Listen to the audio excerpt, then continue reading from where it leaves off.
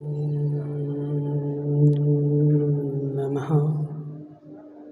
सिद्धेभ्यः।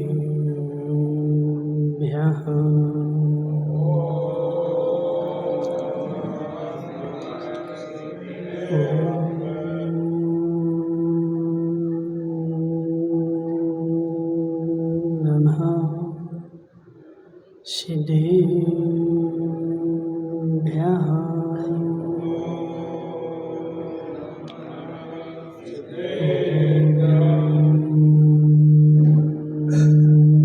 नमः सिद्धेभ्यः।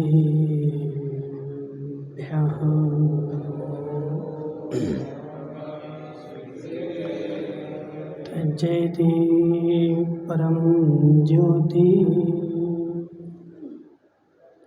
समं समस्तैरनन्तपर्याये दर्पण तनिविशकला प्रतिफलति पदार्थमालिका यत्र नमो अरिहन्ताणं नमो सिद्धाणं नमो वायरेयाणं नमो अध्यायाणं नमो लोयशब्दिशाहूणम्।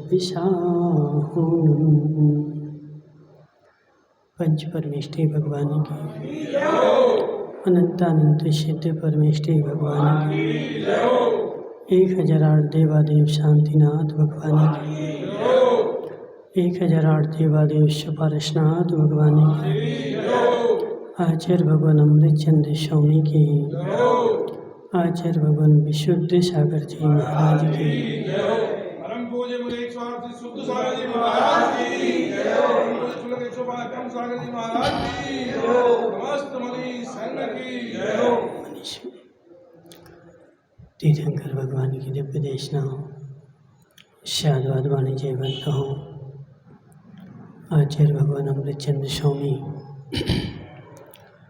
पुरुषार्थ सिद्धि उपाय ग्रंथ में समाधि का वर्णन करते हुए समझा रहे हैं कि है जीव, समाधि के लिए शरीर भी क्रश करना पड़ेगा और कषाय भी क्रश करनी पड़ेगी। शरीर का क्रश करना भोजन के आश्रित है और कषाय का क्रश करना ज्ञान के आश्रित है। भोजन कम करोगे शरीर क्रश हो जाएगा। कषाय कम करने के लिए ज्ञान बढ़ाना पड़ेगा। ज्ञान जब व्यक्ति के पास आएगा और उस ज्ञान का उपयोग जब व्यक्ति करेगा तो उसकी कषाएं अपने आप क्रश होती जाएंगी। नंदलाल जी, जैसे पानी बरसेगा जमीन ठंडी होती जाएगी और पानी ना बरसे तो लोकचंद जी अच्छे बैठो जी, पैर नीचे करो, पैर नीचे करो।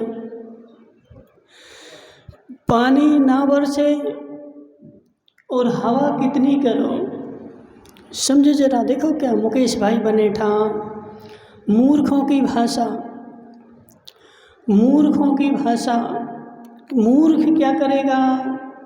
अब बहुत गर्मी पड़ रही, बहुत गर्मी पड़ रही, अब पानी नहीं बरस रहा है, तीक्ष्ण गर्मी है, तेज धूप है। अब वो क्या करेगा? बेचारा हवा में जाके बैठेगा। हवा में जाकर के बैठने से क्या ठंडक मिल जाएगी? संजय भाई बोलो ना, है? हवा में जाकर के बैठेगा तो ठंडक मिलेगी कि नहीं?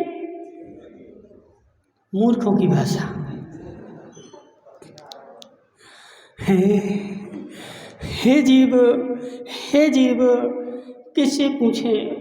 शंभू भाई, शंभूनाथ जी, तुम अभिषेक करते हो, धोती सुखाते हो, कहाँ सुखाते हो?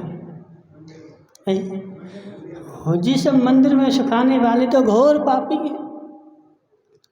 हे जीव, तुम्हारे कपड़े घर मंदिर में सूखे हैं कि घर में सूखे? घर के तो हैं, लेकिन जगह तो मंदिर की है। तो वह मंदिर की जगह कपड़े सुखाने के लिए है। तुमने उस मंदिर की जगह पर अतिक्रमण कर लिया ना। इतनी जगह मैंने मंदिर की घेर के बैठा हूँ। देखो, मंदिर में धोती उसके लिए है जो कोई दूसरे गांव से आया हुआ हो। संजय भाई, तुम कहाँ सुखाते हो? हे जीव, जब तुम्हारा घर इतना बड़ा है, अपने बढ़िया घर में शुद्धि से सुखाओ, घर से पहन के आओ। वह बिल्कुल प्राशुद्ध धोती तुम्हारी होगी और पूर्णतः साफ करके। ज्ञानचंद जी, तुम क्या करते हो? घर पे सुखाते हो? राकेश संगी बोले महाराज हम अभी से कहीं नहीं करते इसलिए। हे जीव, शंभू भाई, यदि घर से ले धोती सुखा के लाओगे तुम्हें ज़्यादा पुण्य का बंध होगा। और मंदिर में ही डालोगे, वो ऐसे उठाते हो और ऐसे निचोड़ते भी नहीं। हमने देखा मंदिरों में देखो, धोती तुम्हारी हो सकती है लेकिन जगह मंदिर की है। बाल्टी में डालता है और निकाल करके और ऐसे ही उस पर डाल देता है। दिन भर वह धोती टपकती रहती है और वह धोती दिन भर में नहीं सूखती है, उसमें कीड़े पड़ जाते हैं। दूसरे दिन उस धोती की स्मेल इतनी तेज आती है कि बगल वाला बेचारा उसको उल्टी हो जाए। शंभू भाई, सुधार करना, ठीक है? तुम्हारा घर बड़ा है और यदि दिक्कत हो तो घर से पॉलीथिन में रख के ले जाओ, स्टील के डिब्बे में रख के ले जाओ और मंदिर में भले पहन लो, लेकिन जब हमारा घर है तो घर में धोती सूखनी चाहिए, ठीक है? हे जीव, समझो मेरी बात। धोती सुखाते हो, कहाँ सुखाते हो?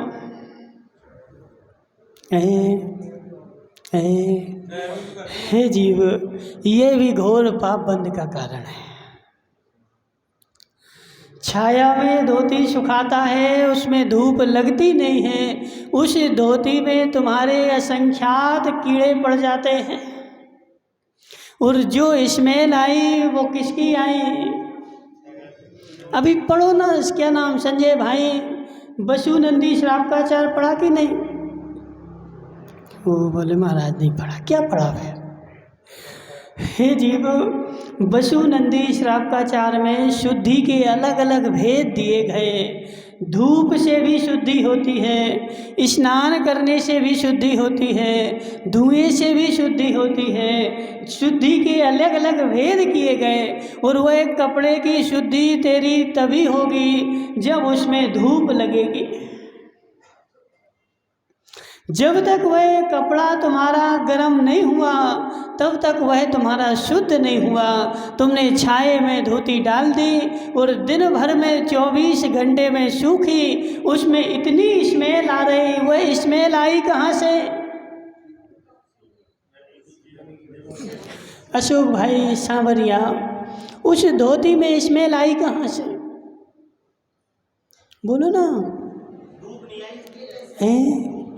धूप नहीं आई इसलिए वो धोती रूठ गई कि हमें धूप नहीं आई इसलिए हम इसमें लाएंगे।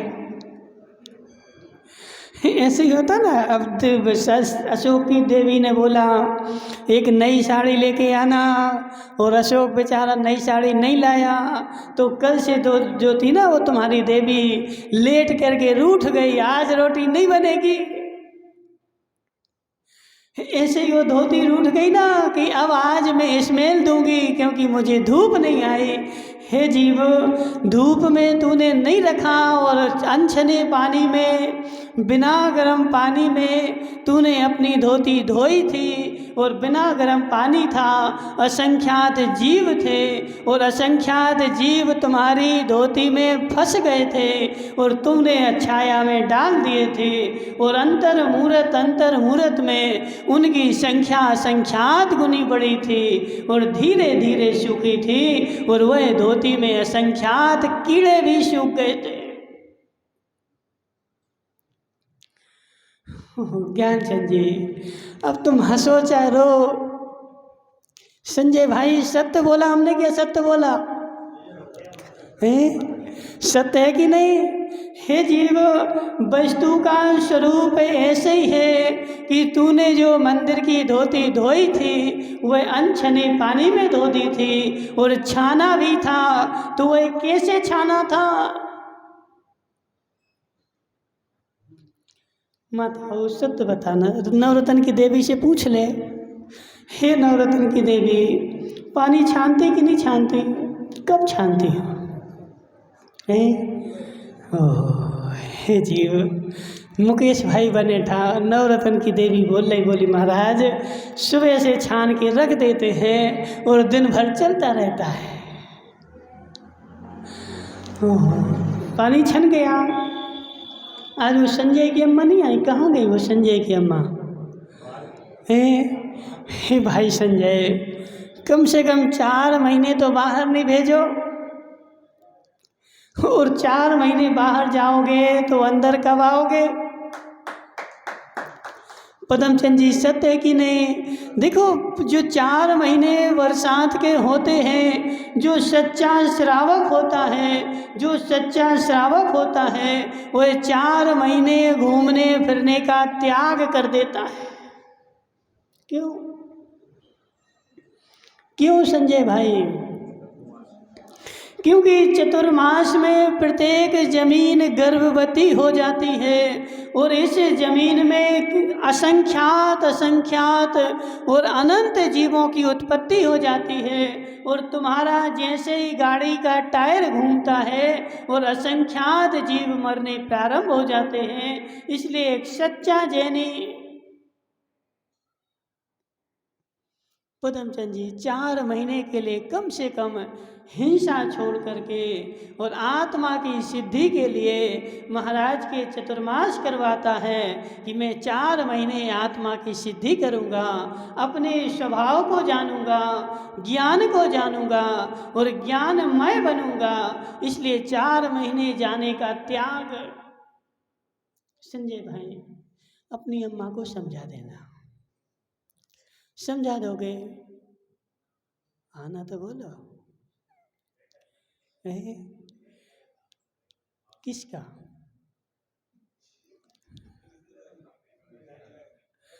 हे जीव,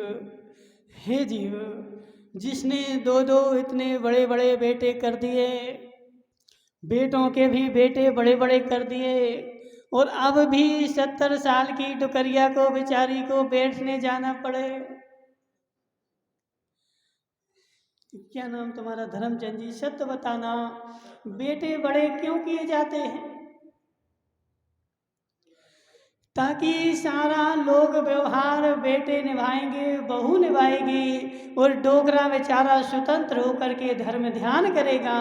और बेटे होने के बाद यदि डोकरा डोकरिया धर्म ध्यान नहीं कर पाए तो बेटों का होना ही बेकार है। सत्य है कि नहीं?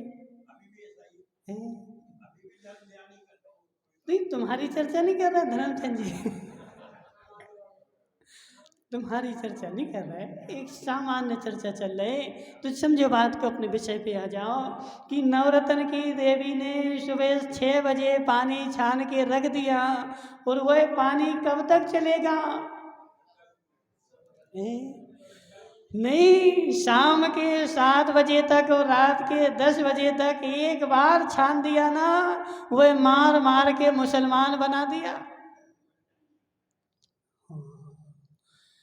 जैन कुल में जन्मे हैं शंभू भाई, आगम में लिखा हुआ है पानी छानना है, इसलिए पानी छान दिया सुबह सुबह से। और एक वो क्या, एक मान्यता पूरी कर दी। सत्य है कि नहीं? एक मान्यता। देखो, हर कुल में, हर दर्शन में जो जो जन्मता है, जो जो जन्मता है, प्रत्येक धर्मात्मा की एक एक मान्यता है। बेचारे देखो, इतने चिकने घड़े हैं, चिकने घड़े हैं कि बूंद अंदर जाती ही नहीं है। संजय भाई, बुरा नहीं मानना, तुमसे नहीं बोल रहे, वरना तुम रूठ के बैठ जाओ, कल से हम प्रवचन में नहीं जाएंगे। बोले महाराज ने ऐसा बोला। हे संजय भाई, समझ मेरी बात। हर दर्शन में, हर संप्रदाय में एक एक मान्यता है, और हर संप्रदाय का विचारा मूल प्राणी उस मान्यता को पूरी करके और सोचता है कि मेरा धर्म पूरा हो गया, हो गई मेरी मान्यता, हो गया मेरा कर्तव्य। जो अन्य संप्रदाय में बेचारा जन्मेगा, वो सुबह सुबह से माइक लेकर के और दिन भर जोर जोर से बोलेगा मेरा धर्म हो गया। अन्य संप्रदाय में जन्मेगा, वो बेचारा पानी लेकर के लोटे में और बहुत सारे फूल उस लोटे में डाल करके और सब जगह थोड़ा थोड़ा चढ़ा करके आ जाएगा। हो गई मेरी मान्यता। ऐसे तू जैन कुल में जन्मा है और तूने अपनी मान्यता क्या मान रखी है कि जैन हूँ इसलिए पानी छानना है, और एक वो पानी छान करके 6 बजे से बेचारा रख देगा और पियो दिन भर। हे जीव, हे जीव, संजय भाई, होगा धर्म की नहीं? बोलो ना इस नवरत्न से। नहीं, नवरत्न से। देखो, नवरत्न से क्योंकि उसको बुरा नहीं लगता है, तुम्हारा घनिष्ठ मित्र है। हे जीव, पानी छानना मूर्ता नहीं है, पानी छानना परंपरा नहीं है, पानी छानना कोई रूढ़िवादी नहीं है, पानी छानना धर्म है। और जो सच्चा जैनी होता है, धर्मात्मा होता है, जिसको ज्ञान होता है, जिसको विवेक होता है, पानी की एक बूंद में 36,450 जीव किसने बोले? नहीं। हे जीव, नवरत्न भाई, थोड़ा स्वाध्याय, बैठ जा, बंद कर दो उसको, बैठ जा। बेचारा देखो जी, मोबाइल क्या ले लिया, एक दिन 1 मिनट चैन से नहीं बैठ, तुरंत बजा और तुरंत भागा। हे जीव, समझ मेरी बात। एक पानी की बूंद में 36,450 जीव विज्ञान ने बोले, और वह विज्ञान कुछ भी बिना देखे नहीं बोलता। विज्ञान का सिद्धांत है, जो जो देखूंगा, जो जो जानूंगा वही कहूंगा, बिना देखे कुछ नहीं कहूंगा। और जैन दर्शन का सिद्धांत है कि जो वीतराग विज्ञान ने देखा है, केवली भगवान ने देखा है, वही कहूंगा, उसके अलावा कुछ नहीं कहूंगा। शंभू भाई, तुम्हारा विज्ञान क्या देख पाएगा? तुम्हारा विज्ञान क्या देख पाएगा? उसके पास यंत्र कितने हैं? आज तक संजय भाई, एक भी विज्ञान ने ऐसा यंत्र नहीं बनाया जो स्थावर जीवों को देख सके। तुम्हारी वनस्थली में बना हो तो बता देना।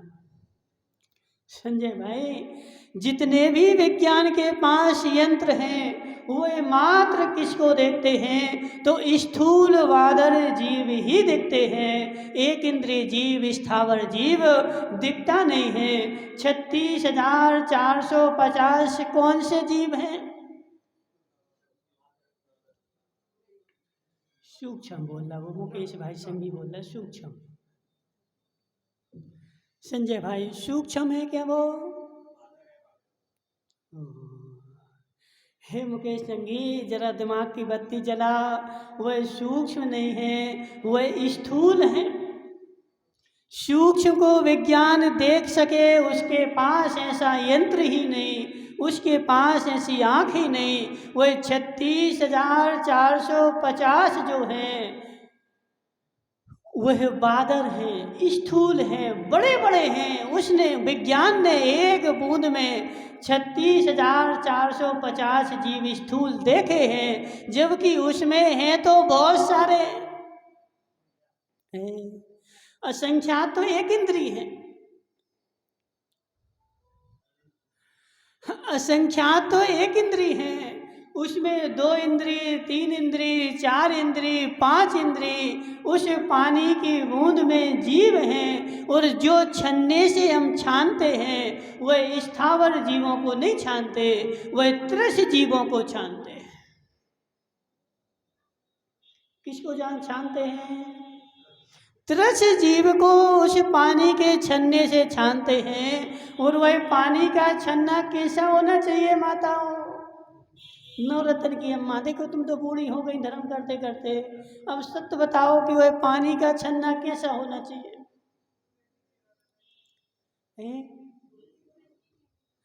सूर्य की किरणें नहीं दिखें जिसमें से आर पार ना जा पाए, और उस खादी के छन्ने को डबल करो,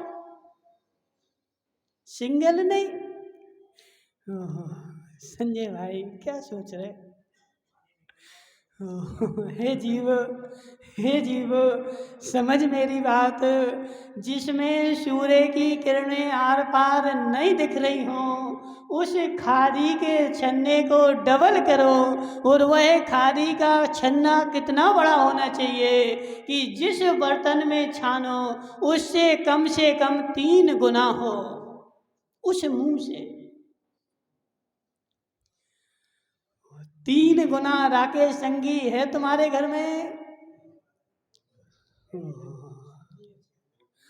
है तुम्हारे घर में? किसके घर में? ज्ञानचंद जी हे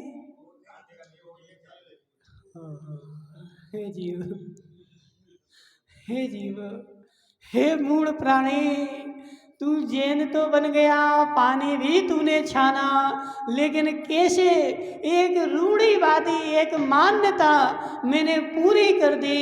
और वह बिल्कुल ऐसे छन्ना लाएगा पतला वाला कि उसमें से आदमी भी आर पार निकल जाए।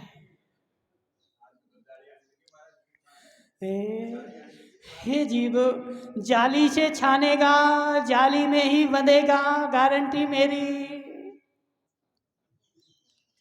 जितने जे बेचारे जाली से छानते हैं जी अगले भाव में श्वान बनेंगे और उस जाली के पिंजड़े में बंद होंगे। देखो बुरा नहीं मानना माताओं, अब जो है सो है। आगम की भाषा तो बतानी पड़ेगी, क्योंकि आगम में ऐसा लिखा हुआ है कि छन्ना जो है 24 अंगुल चौड़ा और 36 अंगुल लंबा, और उसमें से सूर्य की किरणें आर पार ना निकलें, और उसको फिर डबल करो। ज्ञानचंद जी, आज ऐसा छन्ना घर में आ जाना चाहिए, लाओगे कि नहीं? हे जीव, उसमें से सूर्य की किरणें ना निकलें और उससे पानी छानो। और वह पानी संजय भाई टाइम लगेगा छानने में।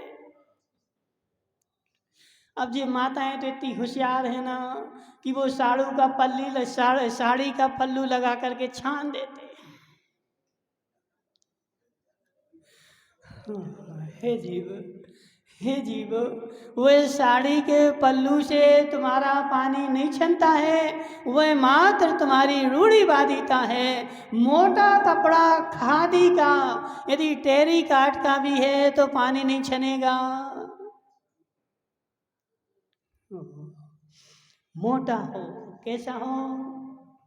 मोटा हो और उसके ऊपर खादी का हो और उसको फिर डबल किया जाए और उससे पानी छाना जाए और वह बर्तन के मुंह से 3 गुना बड़ा हो ताकि वह नीचे भी खिसके तो वह उसकी बिलछानी नीचे ना जाने पाए।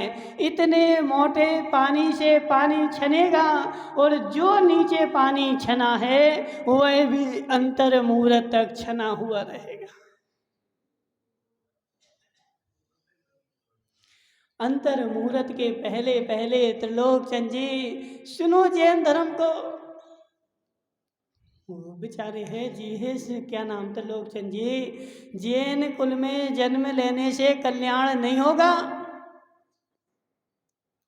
मनन भाई समझ में आ रहा? क्या आ रहा बताओ? जैन कुल में जन्म लेने से कल्याण नहीं होगा। जैन भगवान ने जो उपदेश दिया है उसको अपनाने से कल्याण होगा। संजय भाई समझ मेरी बात। वह पानी छान दिया नवरत्न की देवी ने सुबह 6 बजे और कैसे छन्ने से कि उस छन्ने में बड़े बड़े इल्लियां भी आर पार चली जाती हैं और उस छन्ने में 2-4 छेद भी हो जाएं तो वो माताएं दबा करके हे माताओं, हे माताओं, तुम्हें सारा सारा सारा लोभ धर्म में ही दिखता है क्या? संजय भाई समझ में नहीं आ रहा क्या? देखो जितने बेचारे लोभी होंगे, कंजूस होंगे, मक्खी चूस होंगे, वो सारी मक्खी चूसियाई कहाँ करेंगे? तो धर्म में ही करेंगे। बेचारा देखो धोती पहन के आएगा तो कैसी, जिसमें 4 छेद हो गए, बोले अभी से कहीं तो करना है, बदलेगा नहीं जी। माताएं बेचारी घर में पानी छानना हो, छन्ने में छेद भी हो गया, अभी एक ही तो हुआ है, अभी 2-4 थोड़ी हो गए।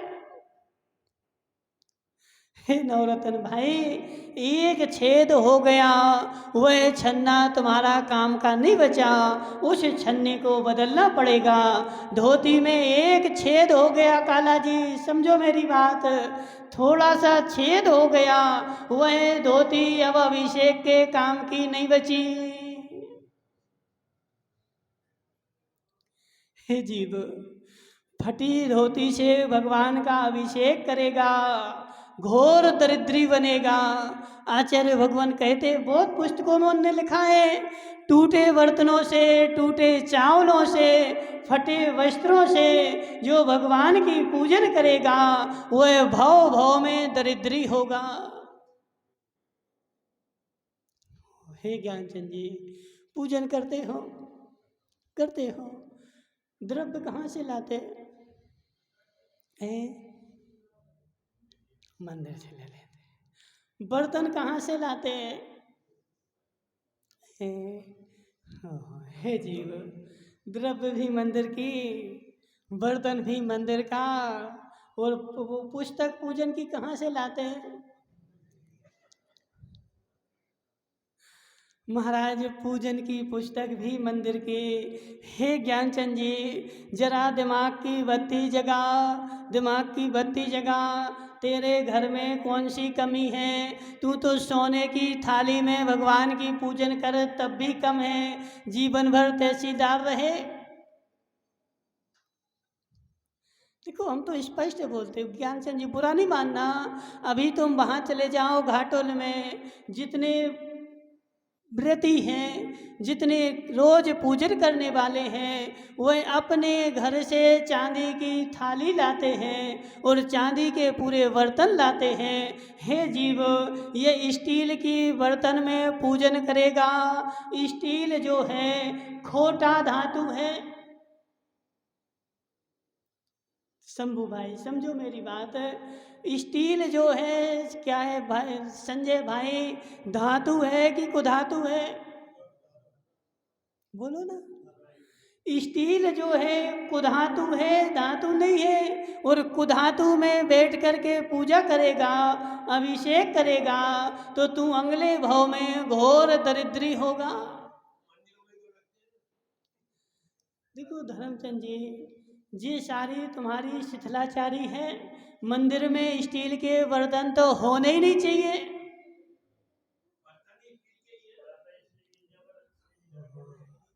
अब देखो विमल भाई, तुम इतने कंजूस हो गए, इतने कंजूस हो गए कि मंदिर में स्टील के बर्तन रखने पड़े।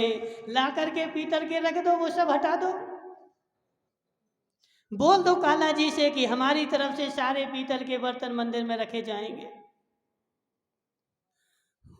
हे जीव, हे जीव, ये स्टील जो है, स्टील जो है वो एक कुधातु है, और उसमें ना तो पूजन होती है, ना उसमें भगवान का अभिषेक होता है। तेरे पास जितना धन हो, चक्रवर्ती को हरिवंश पुराण पढ़ो। जब चक्रवर्ती भगवान की पूजन करता है, सुमेरु पर्वत के जैसे द्रव्य के ढेर लगते हैं। मुनिराज को जब आहार दान देता है, रत्नों के बर्तन में, सोने के बर्तनों में आहार दान देता है, कुधातु में लेकर के आहार दान नहीं देता है। ज्ञानचंद जी, देखो कम से कम इतना तो करो, जो तुम पूजन करते हो तुम्हारी थाली चांदी की ही होनी चाहिए।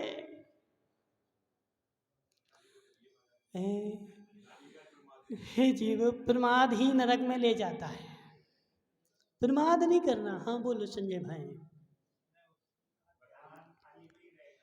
किसका ध्यान? हे जीव, हे जीव, थाली में ध्यान क्यों रहेगा? हे जीव, जब तू थाली में पूजन करता है, अपनी थाली अपने पास रख। तू अभी दिग्गी गया था, कौन सी गाड़ी ले गए थे? गाड़ी लेके गए थे कि पैदल गए थे? हे जीव, तू अपनी ससुराल जाता है गाड़ी लेकर के कि बैलगाड़ी लेकर के? संजय भाई हमारी बात समझो। आज से ससुराल जाना बैलगाड़ी लेकर के जाना, और बैलगाड़ी कहीं भी पटक देना, बैल जंगल में छोड़ देना, वो अच्छे चर लेंगे और तुम अपनी शांति से रहोगे। भग के कहाँ जाएंगे? पकड़ लाएंगे हम।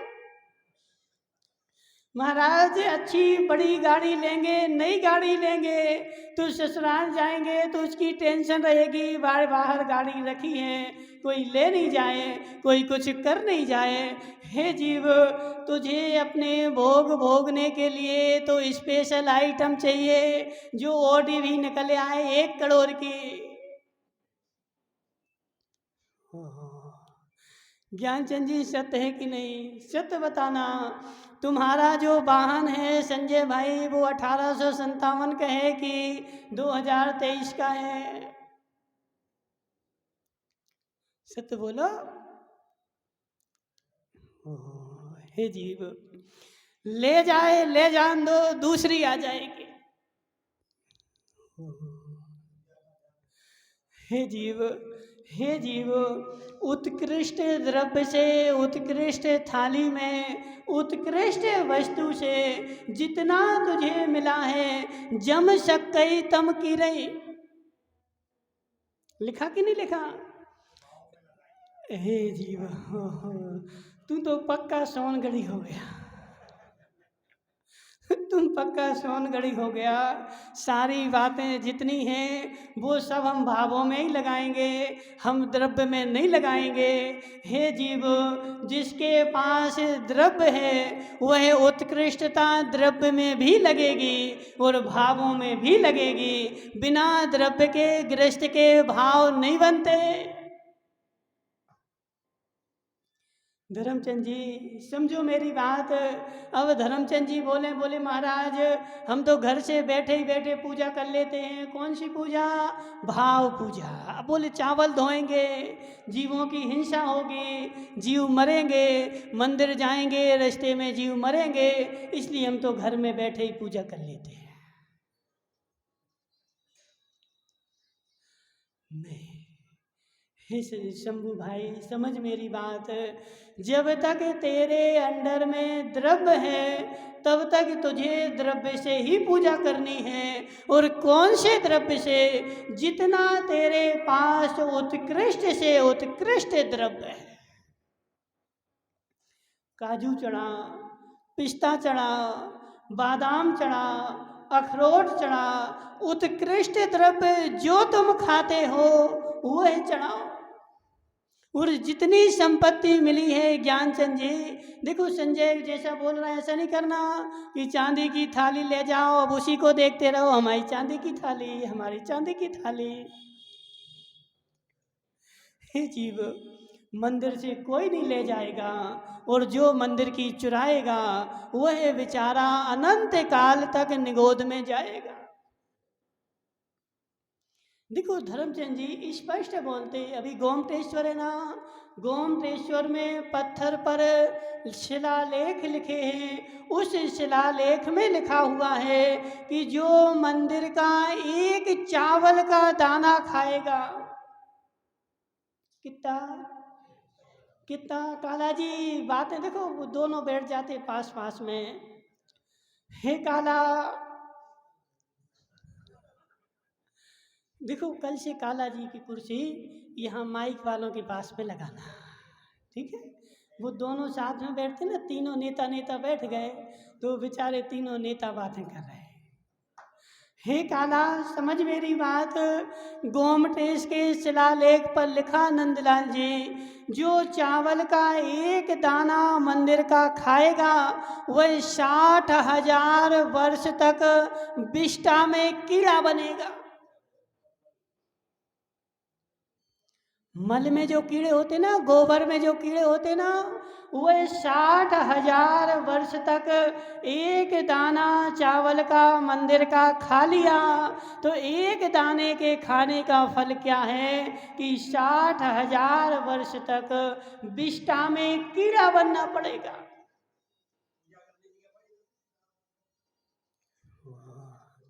हे धर्मचंद जी, घर के चावल से करो ना, घर का चावल लाओ, घर की द्रव्य लाओ, घर की थाली लाओ। जिसके पास नहीं हो, जो भिखारी हो, वह बात अलग है। यदि तुम्हें नवरत्न भाई मिला हुआ है, चांदी की थाली से कम में तो पूजा होनी नहीं चाहिए। शंभू भाई बुरा तो नहीं लग रहा? कम तुम तो देखो शंभू भाई, तुम तो 25 लाख के हर साल पंख बांटते हो, तुम तो सोने की थाली में भी करो तो भी कम है। अभी घाटोल में जाओ, क्या नाम तुम्हारा? संजय भाई, घाटोल में बहुत सारे लोग ऐसे हैं जो घर से रोज कलश ले जाते अभिषेक करने के लिए। कौन सा? सोने का। चांदी मांदी का नहीं, किसका? सोने का। इसलिए हे नवरत्न भाई, सोने का नहीं ले जाओ, गरीब हो तुम तो कम से कम चांदी की थाली, चांदी का कलश और चांदी के चावल भी। देखो अब संजय ऐसे सोच रहा है, बोली महाराज इतना खर्चा हो गया। हे जीव, जिसके प्रताप से मिला है उसी में तो लग रहा है। तेरा तुझको अर्पण, मेरा क्या है। इसलिए ज्ञानचंद जी देखो, हम तुमसे कुछ मांग नहीं रहे, कम से कम पूजन करने जाते हो, घर से चांदी की थाली लेकर के जाओ, और घर पे हर घर में चांदी की थाली तो होनी ही चाहिए। संजय भाई तुम्हारे यहाँ है कि नहीं? वो तो संजय के तो कोठा भरे रखे होंगे चांदी के सोने के। संजय भाई तो लेके जाना, ठीक है? और चली जाए कोई ले जाए तो ले जान देना, टेंशन नहीं करना उसकी कि कोई ले गया। और आएगी, जितनी जाएंगी और आएगी। जितना मेरा पुण्य का उदय होगा उतनी सामग्री मेरे पास बनी रहेगी। कुएं में से पानी निकाल लो, कोई टेंशन नहीं। नीचे से झीर है ना तो और आ जाएगी। मेरे पास पुण्य की झीर है, कितना जाएगा और आएगा। संजय भाई श्रद्धान कर, टूटी फूटी स्टील की थाली में पूजन करेगा तो घोर पाप का बंद होगा। जब सामग्री मिली है तो सामग्री का उपयोग कर, सम्यक उपयोग कर। तुम्हारी देवी 5 किलो सोना पहन के घूमे, नवरत्न टोंगिया, तुम्हारी देवी 5 किलो सोना पहन के घूमे और उसमें बेचारे को डर नहीं लगता कि कोई छुड़ा लेगा। सत्य है कि नहीं विमल मार साहब? देवी को 5 किलो सोने के जेवर बनवाएगा और उस शादी में जाएगी, पूरे पहन के जाएगी और मंदिर के लिए बेचारा जाएगा तो वो लोहे का डिब्बा लेके जाएगा। हे जीव, ये घोर खोटे परिणाम है, घोर खोटे परिणाम है। और मंदिर से कोई वस्तु ले जाए तो समझ लेना कि इस बेचारे की अनंत पर्यायें निगोद में जाने वाली है। मंदिर की वस्तु कौन चुरा सकता है शंभू भाई? चुरा सकता है क्या कोई? और मंदिर में से वस्तु कोई चुरा ले तो ऐसे जीव तो देखो बेचारे जिनकी दुर्गति का बंद होगा वैसे ही होंगे। इसलिए ज्ञानचंद जी तुम टेंशन नहीं करना, कोई चुरा ले तो दूसरी बनवा लेना, तुम्हारे पास कोई कमी। ऐसी भावना, कम से कम चांदी की थाली में तो पूजन। मुकेश भाई बनेठा, तुम कौन सी में करते हो? हे मुकेश भाई, पीतल में करेगा कम पुण्य मिलेगा। हाँ डाल दी ना, तो इसलिए चांदी की, कम से कम चांदी की थाली में पूजन होनी चाहिए। और चांदी का ठोना, चांदी की रकेबी, सब चांदी का। नवरत्न बेचारा हंस रहा है, बोली महाराज क्या बोल रहे? हे जीव, हे जीव, तेरे पास भी कोई कमी नहीं है, इसलिए कंजूसी थोड़ी कम कर। भगवान की पूजन की थाली कम से कम चांदी की होनी चाहिए। विषय क्या चल रहा था? अब देखो समय तो हो जाता, हम क्या करें, हम क्या करें? हे जीव, हे जीव, ऐसा आगम में श्राप का चार पड़ेगा, उसमें स्पष्ट लिखा हुआ है कि जब तू भगवान की पूजन करता है तो भगवान की पूजन इंद्र बन करके, उत्कृष्ट द्रव्य चढ़ा करके, उत्कृष्ट वस्तु में भगवान को रख करके और उत्कृष्ट भावों के साथ। शंभू भाई तुम सोने का कलश ले जाते हो, अब तुम ऐसी कंजूसी नहीं करना कि कोई मांगे कि दे दो शंभू भाई हम अभिषेक कर लें। नहीं, हमारा कलश है, तुम तो करना ही। और 4 व्यक्ति वहां खड़े हुए हों, उनसे भी बोलना कि तुम भी अभिषेक करो। मेरे देखो क्या नाम, नवरत्न भाई आचार्य जी बोलते हैं, जब तुम मंदिर जा तो कम से कम 2 लोगों की द्रव्य एक्स्ट्रा लेकर के जा, कंजूसी करके नहीं। और संजय यदि खाली हाथ गया हो तो उसको भी बुला लो कि आओ संजय भाई पूजन करो। मुकेश बनेठा, यदि दूसरा तुम्हारी द्रव्य से पूजन करेगा तुम्हें कौन सी हानि होगी? महाराज मेरे द्रव्य से यदि धर्मचंद जी शास्त्री पूजन करते हैं तो उनको भी पुण्य का बंध, और मेरी द्रव्य है ना तो मुझे भी पुण्य का बंध। इसलिए जब तक संजय भाई ऐसा नियम ले लो, कैसा, जब तक मेरे पास द्रव्य रहेगा तब तक मैं द्रव्य से ही पूजन करूंगा,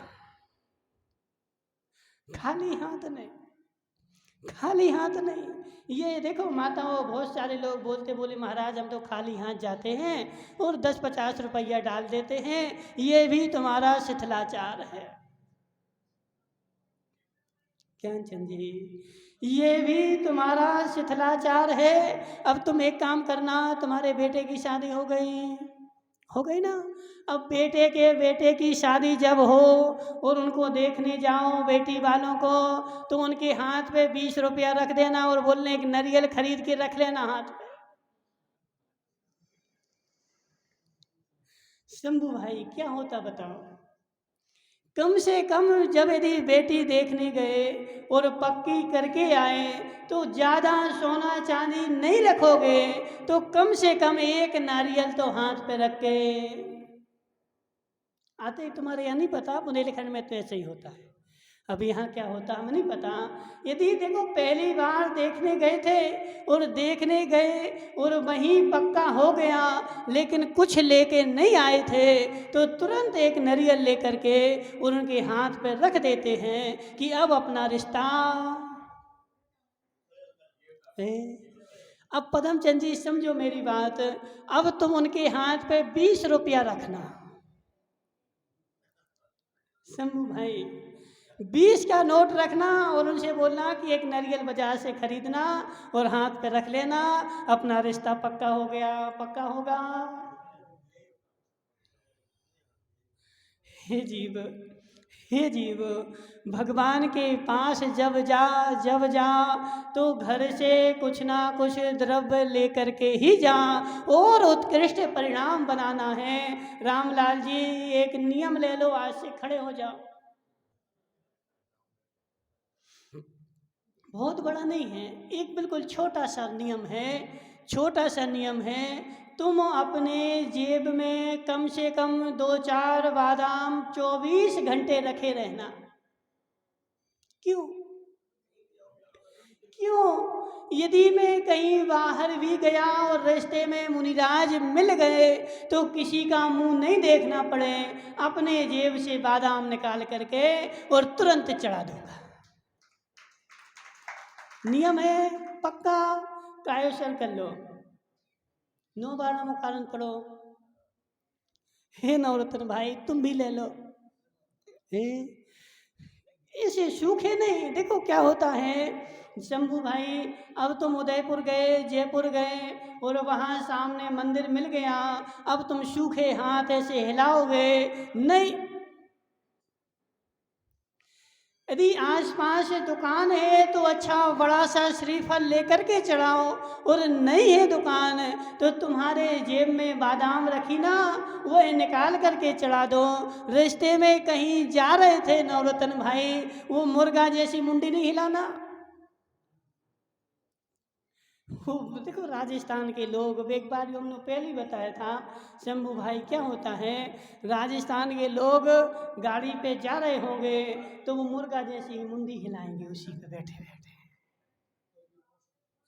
हे जीव नहीं संजय भाई, नहीं, ऐसा 3 काल में कभी नहीं करना। कोई भी मुनिराज रास्ते में तुझे मिल जाए, करोड़ रुपए का तेरा नुकसान हो रहा हो जान देना, पहले उतर करके मुनिराज को नमस्कार कर। राकेश संघे भले तेरा नुकसान हो रहा कितनी जल्दी है, लेकिन सबसे जरूरी काम मुनिराज को नमस्कार करना है। मैं रोड से जा रहा था और रोड पे मुनिराज मिल गए, मेरे जेब में बादाम ली थी, मैंने तुरंत निकाली और हे स्वामी अनर्घ्य पद प्राप्त आए अर्घम निरुपामिते स्वाहा, और घुटने टेक करके नमस्कार कर लिया, त्रिप पुण्य का बंद किया। हे माताओं कितना अच्छा काम है, कितना अच्छा काम है। वो तेरे जेब में रखी हुई संजय भाई बादाम जब से तूने रखी थी उसी क्षण से तुझे पुण्य का बंद होने लगा। भाव थे ना मेरे कि मुनिराज मिल जाए, कोई मंदिर मिल जाए, कोई शास्त्र मिल जाए तो मैं जेब में से निकाल करके तुरंत चढ़ा दूंगा। अब बेचारे खाली ऐसे डोलते हैं, अब कोई मुनिराज मिल गया, अब कछु है ही नहीं। मुकेश भाई बने था, ऐसा नहीं करना। तुम अपनी दुकान पर भी बैठे ना, दुकान के सामने से मुनिराज निकल जाए तब भी तुम अपनी बादाम चढ़ा करके नमस्कार कर सकते हो, क्योंकि आगम में ऐसा लिखा है 3 जगह कभी भी खाली हाथ नहीं जाना चाहिए। कहाँ? देव शास्त्र गुरु के सामने, राजा के सामने और वेद के सामने। संजय भाई समझो मेरी बात, यदि डॉक्टर के पास खाली हाथ जाओगे तो क्या होगा? ठीक होगे क्या? क्यों? हो, फ्री जाओगे तो फ्री जैसी दवाई करेगा, पानी का इंजेक्शन लगा देगा।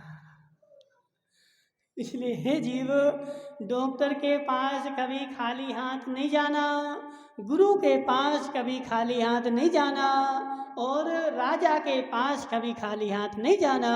इसलिए कुछ ना कुछ चढ़ा के ही जाना, और कुछ ना कुछ तुम नारियल लेकर के नहीं घूम सकते, कम से कम 4 बादाम जेब में रख के चलो।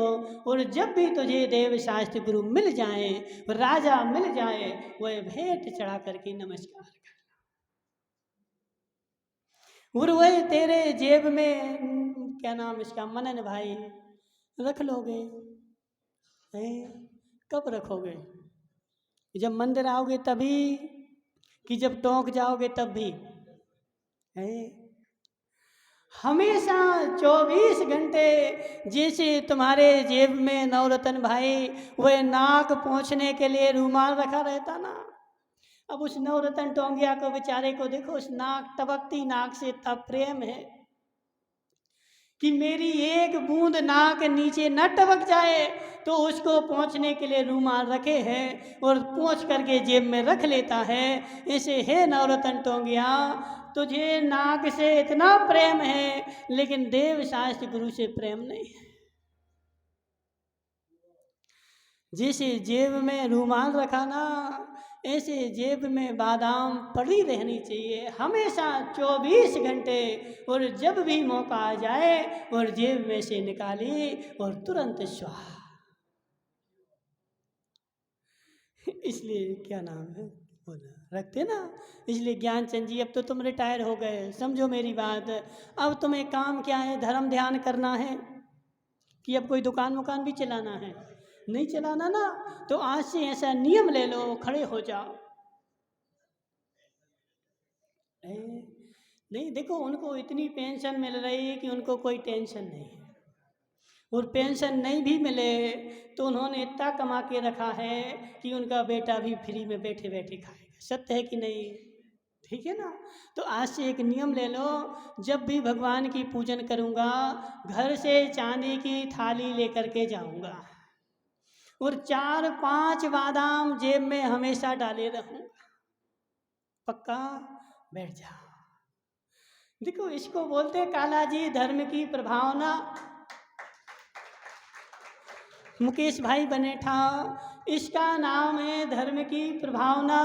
अब वो त्रिलोकचंद जी बोलेंगे महाराज बहुत सारे बाजे लगाओ और बजा दो, नाचने लगे सब लोग, हो गई प्रभावना। हे त्रिलोकचंद जी, बाजे बजाने से धर्म की प्रभावना नहीं होती है, मोह का ताला बजाने से धर्म की प्रभावना होती है। इसलिए हे संजय भाई समझ मेरी बात, द्रव्य संयम भाव संयम के लिए भी कार्यकारी है। यदि कोई जीव आज बाहर से भी नियम ले रहा है, मेरा गारंटी है कि कल के दिन वह अंदर से भी लेगा। लेकिन जो बाहर से नहीं ले रहा है, वो बेचारा ना बाहर से लेगा ना अंदर से लेगा। इसलिए द्रव्य क्रियाएं भाव क्रियाओं की सहकारी कारण हैं। यदि किसी ने बाहर से भी नवरत्न टोंगिया, बाहर से भी किसी ने मंदिर जाने का नियम ले लिया, मेरी गारंटी है एक ना एक दिन उसके कान में जिनवाणी पड़ेगी और उसके मोह का ताला टूट जाएगा। अब जो बेचारा घर में बैठा क्या बहाने बना रहा है, अरे क्या होता मंदिर जाने से, क्या होता भगवान की पूजन करने से, तुम तो इतने साल से कर रहे, तुम्हें क्या हो गया? तो समझ लेना बेचारे की दुर्गति का बंध हो गया है। शंभू भाई सत्य है कि नहीं? बेचारा घर में बैठे बैठे बहाने तो बनाएगा, लेकिन काम नहीं करेगा, और जो मंदिर जा रहा है उसको और भटकाएगा। ऐसे लोग धर्मचंद जी तुम्हारी धर्म नगरी में भी है। अब तुम ये नहीं सोचना कि सब महान धर्मात्मा हमारी नगरी में तो जितने लोग हैं वो सारे छपक श्रेणी वाले हैं, उपसम वालों का तो निभाई में काम नहीं है। हे धर्मचंद जी, तुम्हारी नगरी में भी ऐसे लोग हैं जो बेचारे ना तो मंदिर जाएंगे, ना पूजन करेंगे और ना भगवान के दर्शन करेंगे, और जो कर रहा है उसको और भटकाएंगे। इसलिए मनन भाई, तुम भी हमारी एक बात मान लो, मान लोगे? रोज भगवान का अभिषेक करना, रोज भगवान की पूजन करना, मंदिर की द्रव्य से नहीं, स्वयं की द्रव्य से, घर की द्रव्य से, और घर की द्रव्य से भगवान की पूजन करोगे, मेरी गारंटी है तुम्हारे घर का द्रव्य 3 काल में कभी खाली नहीं होगा। लेकिन करना पड़ेगा, ऐसे फ्री में नहीं कि उस देवी देवता के यहाँ चले जाओ और वो आशीर्वाद दे दे कि हमारा घर भर जाए, नहीं भरेगा। अपने घर के द्रव्य से पूजन करेगा, उसका द्रव्य इस काल में तो खाली होगा ही नहीं, अगले काल में भी खाली नहीं होगा। उस धन्य कुमार का पुण्य का कटोरा भरा था, जहाँ गया वहाँ सोने के घड़ा, जहाँ गया वहाँ सोने के हड़ा। क्यों? क्योंकि उसने मुनिराज को आहार दान दे करके पुण्य का कटोरा भर लिया था। ऐसे है मुकेश भाई बने था। अब वो पानी वाली बात तो अभी पूरी रहेगी, ठीक है, समय हो गया है, ठीक है, उसको अपन कल देखेंगे। इसलिए हे ज्ञानचंद जी, कंजूसी नहीं करना, कंजूसी नहीं करना, घर की द्रव्य से पूजन करना, चांदी की थाली में पूजन करना, उत्कृष्ट भावों के साथ करना। जब मंदिर में आ गए तो मंदिर के ही हैं, अब घर की कोई टेंशन। और उत्कृष्ट सामग्री, जितनी तुम्हें उत्कृष्ट सामग्री मिली है उतनी उत्कृष्ट चढ़ा करके करो। वो नहीं कि बाजार गए वो मंदिर के चावल सस्ते वाले दे दो। शंभू भाई ऐसा नहीं, कैसा? जो मैं स्वयं खाता हूँ उसी चावल को भगवान को चढ़ाऊंगा, भले 200 के खाता हूँ। धर्मचंद जी तो समझाओ तुम अपनी धर्म नगरी वालों को। जो मैं स्वयं खाता हूँ, किशमिश, बादाम, पिस्ता, अखरोट, हे राकेश संगी, तू स्वयं खाता है, जो तू खाता है वह भगवान को चढ़ा। ऐसा नहीं वो भगवान के खाते में अलग वो सस्ता वाला कड़वी बादाम, टूटे चावल, और हम जब खाएंगे तो अच्छी बासमती। यह घोर मायाचारी है। जितना उत्कृष्ट चढ़ाएगा उतना उत्कृष्ट पुण्य का बंध होगा, और उत्कृष्ट पुण्य का बंध होगा तो उत्कृष्ट सामग्री आएगी। ये आने का मार्ग है। बोली शांतिनाथ भगवान की।